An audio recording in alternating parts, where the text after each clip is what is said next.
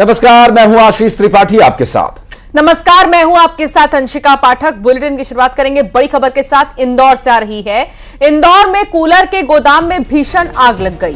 दरअसल लाखों रुपए के कूलर यहां पर जलकर राख हो गए। फायर ब्रिगेड की गाड़ी मौके पर मौजूद है। आग बुझाने की कोशिश लगातार जारी है। तस्वीरें हम आपको दिखा रहे हैं। इंदौर से सामने आई तस्वीरें, आग की उठती लपटें और लपटों के साथ साथ उठता काला स्याह धुआं, जिसकी तस्वीरें आप देख रहे हैं।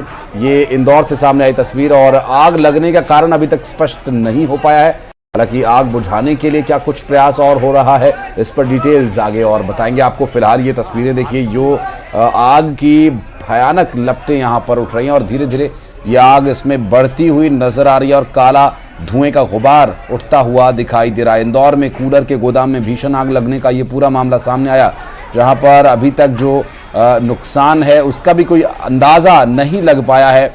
क्या कुछ लोग भी इसमें थे, क्या इस बिल्डिंग में कुछ और लोग भी हैं, आसपास के घरों को नुकसान न पहुंचे इसके लिए क्या कुछ कदम उठाए जाने और इस आग को बुझाने के लिए क्या प्रयास किया जा रहा है, इस पर और डिटेल्स आप तक पहुंचाएंगे। तो ये तस्वीर आप देख रहे हैं, कूलर के गोदाम में आग लगी है और इंदौर की ये तस्वीर। हालांकि आसपास के लोगों में अफरा तफरी का माहौल, क्योंकि यहाँ पर कूलर के इस गोदाम के बगल में आप देख सकते हैं कि कई घर भी हैं, कई दुकान भी हैं। ऐसे में आग ज़्यादा ना फैल जाए, इस बात का डर था यहाँ के लोगों को। उन्होंने फौरन पानी का छिड़काव शुरू किया। एक्सक्लूसिव तस्वीर आपको दिखा रहे हैं। कूलर के गोदाम में ये भीषण आग लगी है। आग कैसे लगी और कितनी ज़्यादा भयावह थी, कितना नुकसान हुआ है, ये अब तक नहीं पता चल पाया। फिलहाल लगातार आग को बुझाने का प्रयास किया जा रहा है।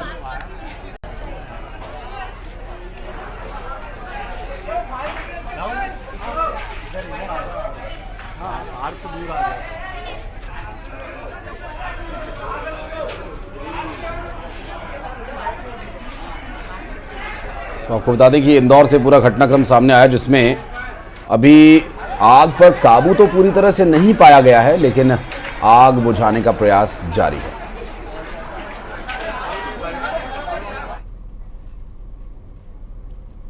और चलिए एक नजर सुपरफास्ट खबरों पर। रोक लगाने से इनकार कर दिया है। इससे मुस्लिम पक्ष को तगड़ा झटका लगा है। सुप्रीम कोर्ट ने कहा कि एएसआई सर्वे चलता रहेगा, लेकिन सुप्रीम कोर्ट की इजाजत के बिना एएसआई रिपोर्ट के आधार कोई कार्रवाई नहीं होगी। सुप्रीम कोर्ट की तरफ से यह कहा गया है कि आप सर्वे का काम कीजिए, ठीक है, आर्कियोलॉजिकल सर्वे ऑफ इंडिया की टीम सर्वे करती रहेगी, लेकिन सर्वे की रिपोर्ट आ जाने के बाद कोई एक्शन नहीं लिया जा सकेगा। तो ये स्पष्ट करना है कि हालांकि अभी इस पूरे मामले में इस कोर्ट की जो इस ऑर्डर की प्रिंट कॉपी है या जो डोमेन में अपलोड होने वाली कॉपी है, वो सामने आने में थोड़ा समय लग सकता है। उसमें बहुत स्पष्ट तरीके से इस पूरे मामले से जुड़े निर्देश सामने आएंगे और इस पूरे घटनाक्रम में अभी मोटे मोटे तौर पर यह कहा जा सकता है कि भोजशाला में सर्वे जारी रहेगा। हिंदू पक्षकार, मुस्लिम पक्षकार जैसे साथ में जाते हैं वो जाएंगे। पूजा पाठ, अभी नमाज सभी जारी रहेगा, लेकिन इस पूरे मामले पर जो रिपोर्ट आएगी उस रिपोर्ट के आधार पर क्या इंदौर हाईकोर्ट फैसला लेगा या फिर सुप्रीम कोर्ट मामले में कुछ दखल देगा, ये देखने का विषय है। को सुनने के बाद इस मामले में नोटिस इशू किया है और 4 हफ्ते का समय दिया है हिंदू पक्षकारों को अपना जवाब फाइल करने के लिए। साथ ही साथ अभी सर्वे के ऊपर कोई रोक नहीं लगाई है ऑनरेबल सुप्रीम कोर्ट ने, तो जाहिर तौर पे एएसआई का जो सर्वे है वो जारी रहेगा। कोर्ट ने कहा है कि एएसआई के सर्वे की रिपोर्ट के आधार पर अभी कोई एक्शन ना लिया जाए, वो ऑनरेबल हाईकोर्ट के सामने अभी मामला विचाराधीन है। तो हम अपना एफिडेविट कोर्ट के सामने 4 हफ्ते के अंदर फाइल करेंगे। आप आगे क्या उम्मीद रखते हैं? नहीं, हम अपना काउंटर एफिडेविट कोर्ट ने जैसा निर्देश दिया है 4 हफ्ते के अंदर फाइल करेंगे और मुझे लगता है तब तक एएसआई की। छतरपुर में शराब की दुकान पर हल्ला बोल हो गया। महिलाओं ने धरना प्रदर्शन किया। दरअसल शराब की दुकानों को खुलने ही नहीं देना चाहती वो। नए शराब ठेकेदार का आज से दुकानें खोले जाने का प्रयास था, लेकिन कामयाब हुआ नहीं। आपको बता दें कि करारागंज के और गंज कस्बे की दुकानों पर धरना प्रदर्शन जारी है। महिलाएं इस शराब से इतना परेशान हो चुकी हैं, इतना आजिज आ चुकी हैं कि उन्होंने दुकान के बाहर ही बैठकर धरना प्रदर्शन शुरू कर दिया और शराब की दुकान को बंद ही रखा जाए तो बेहतर है, ऐसा उनका कहना था। छतरपुर से तस्वीरें सामने आई जहां पर महिलाओं ने शराब की गंदी लत से और शराब के यहाँ चलन से पीछा छुड़ाने के लिए एक प्रयास किया है। अभी ये सूचना मिली है कि जैसे ही कल नए ठेकेदारों ने शराब दुकान खोलने की कोशिश की तो पता चला कि कुछ महिलाओं ने गंज करारा में विरोध किया है। चूँकि दुकान जो है वो बस्ती के बीच में है और जब शराब की दुकान होती है तो कई असामाजिक तत्वों का आना जाना लगा रहता है, तो इस कारण वहाँ महिलाओं ने, चूँकि वहाँ बच्चों पढ़ने जाते हैं तो उनकी छिड़कानी होती है या तो बदमाश प्रवृत्ति के लोग वहाँ पे घूमते हैं, तो इन कारणों से महिलाओं ने वहाँ विरोध किया है। और महिलाओं का कहना ये है कि जो दुकान है वो बस्ती से कहीं दूर खुले। इसके लिए हम SDM मैडम से और तहसीलदार से और संबंधित जो अधिकारी है आबकारी उनसे बातचीत कर रहे हैं। संभवतः दुकान की जगह चेंज होने की संभावना है। और खबर जबलपुर से, जहां SAF बटालियन के जवान ने खुदकुशी कर ली। घर में चेन से लटकती लाश मिली है। शराब के नशे में आरक्षक ने कमरे में फांसी लगा ली।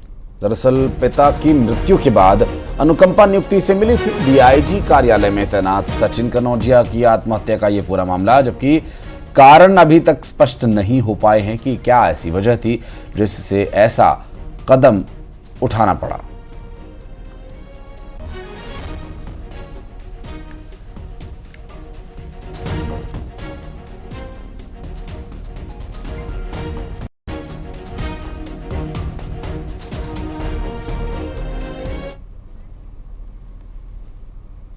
धार में बिजली के ट्रांसफार्मर से टैंकर टकरा गया और ट्रांसफार्मर में अचानक से आग लग गई। और आपको बता दें कि टैंकर ने इससे पहले 2 लोगों को कुचल भी दिया था और दोनों ही की मौत हो गई है। टैंकर चालक और क्लीनर दोनों ही फरार बताए जा रहे हैं। और ये जो पूरी दुर्घटना है धार से सामने आई है, जहां पर 2 लोगों को टैंकर ने रौंद दिया जिससे उनकी जान चली गई, उनकी मौत हो गई।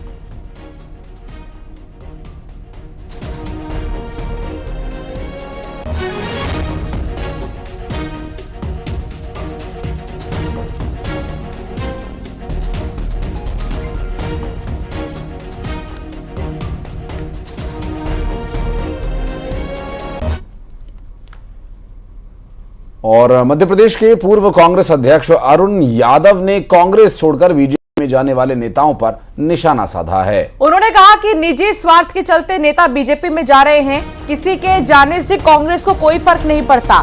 कांग्रेस समुंदर है।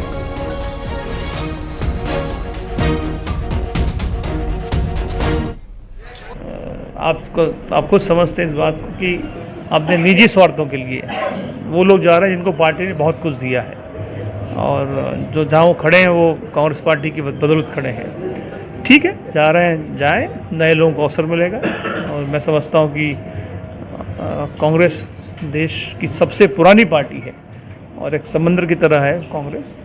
तो अच्छे लोग आएंगे, नए लोग आएंगे, और हम सबका संकल्प है कि मजबूत प्रदेश और देश। और सीहोर में भीषण बस हादसा हुआ, जहां हादसे में 2 दर्जन यात्री घायल हुए हैं। बेकाबू बस टकराने से यह हादसा हुआ है। मुरली अंडर ब्रिज के पास यह हादसा हुआ। नरसिंहगढ़ के सीहोर आ रही थी यात्री बस। घायलों को जिला अस्पताल में भर्ती किया गया है।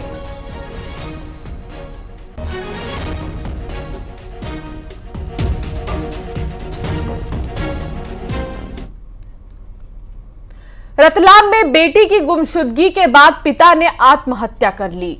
दरअसल बेटी के लापता हो जाने से पिता बहुत परेशान था। परिजनों का पुलिस पर इस दौरान काफी गंभीर आरोप कि पुलिस दोषियों के खिलाफ कार्रवाई नहीं कर रही है। परेशान होकर पिता ने फांसी लगाई है। ग्रामीणों के आक्रोश के बाद एसपी ने कार्रवाई का आश्वासन दिया है।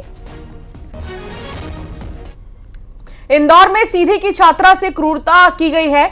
नर्सिंग की पढ़ाई कर रही थी ये नाबालिग छात्रा। दरअसल मकान मालिक पर गंभीर आरोप लगा कि ये मकान मालिक अश्लीलता की बातें करता है। छात्रा से कपड़े उतरवाकर डांस करवाने को मना करने पर उसकी बेरहमी से पिटाई करता है। छात्रा के दोस्त को भी निर्वस्त्र कर बेल्ट से पीटा और आरोपी मकान मालिक अब गिरफ्तार कर लिया गया है। छात्रा के साथ गलत हरकत की, तब उसका लड़का भी आ गया, लड़के ने भी उसके मित्र के साथ मारपीट की।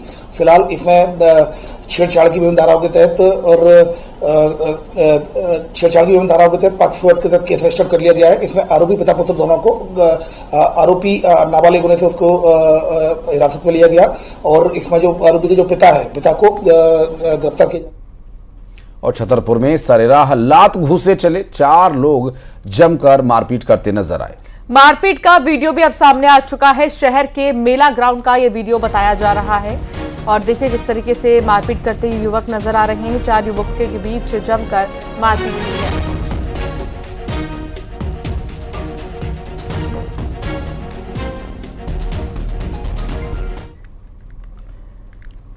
रायसेन में स्विमिंग पूल में डूबने से युवक की मौत हो गई है। पूल पार्टी के दौरान युवक डूबा और उसकी मौत हो गई। दरअसल इसका सीसीटीवी वीडियो भी सामने आया। आप देखिए वहां पर और भी लोग मौजूद हैं परिवार के, और ये बताया जा रहा है जो शख्स डूबा है ये इसी परिवार के लिए गाड़ी चलाने का काम करता है, ड्राइवर है, और वो स्विमिंग पूल के एक दूसरे छोर पर डूब रहा है और किसी का ध्यान उस वक्त नहीं उस ओर गया क्योंकि सभी पूल पार्टी में थे, सभी अपनी मस्ती में थे, लेकिन उस वक्त ये एक बड़ी दुर्घटना हो गई।